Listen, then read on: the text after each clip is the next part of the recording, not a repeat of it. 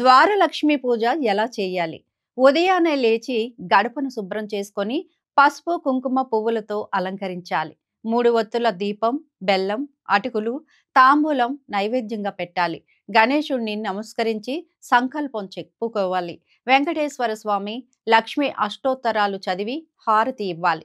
దీపం కొండెక్కే వరకు ఉంచి తర్వాత తొలగించాలి. పూజ పూర్తయ్యాక నిద్రపోవడం శుభకరం కాదు. పెళ్లి కాని వారు, ఇంటి, ఉద్యోగ సమస్యలు ఉన్నవారు ఈ పూజ చేయవచ్చు.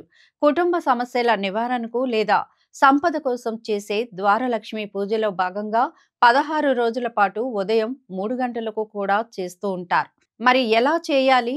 గడపను దాని చుట్టుపక్కల ప్రాంతాన్ని శుభ్రం చేయాలి. బియ్యం పిండితో అందమైన ముగ్గు వేయాలి. ఇది సానుకూల శక్తిని ఆకర్షిస్తుంది. ఇక గడపకు పసుపు రాసి కుంకుమ బొట్లు పెట్టాలి. దీపం వెలిగించి లక్ష్మీదేవిని, గణేశుణ్ణి పూజించాలి.